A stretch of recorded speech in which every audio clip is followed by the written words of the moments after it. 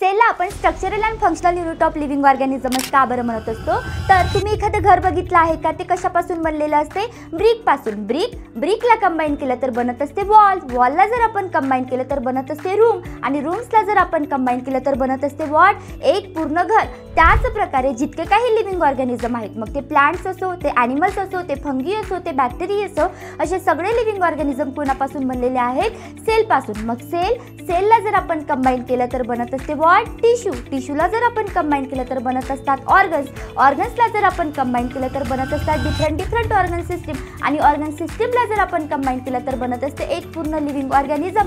आणि म्हणूनच म्हटलं जाते cell is called as structural unit of life. मग मॅम, आपण सेलला फंक्शनल युनिट ऑफ लाईफ का बरं म्हणतो? तर जितके काही लिव्हिंग ऑर्गॅनिझम आहे, जसं ह्युमन बॉडी आहे, मग आपल्यामध्ये जे डायजेशन होत आहे, आपल्यामध्ये जे रेस्पिरेशन होत आहे, हे कोण परफॉर्म करत आहे? सेल परफॉर्म करत आहे. ह्या सोबत प्लांटमध्ये फोटोसिंथेसिस आहे, रेस्पिरेशन आहे, हे कोणामुळे होत असते? सेलमुळे. आणि त्याच्यामुळेच आपण सेलला फंक्शनल युनिट ऑफ लाईफ असं म्हणत असतो. तर अशाच नवनवीन कन्सेप्टसाठी आमच्या ई सारथी या ऑनलाईन चॅनलला लाईक, शेअर आणि सबस्क्राईब करायला विसरू नका.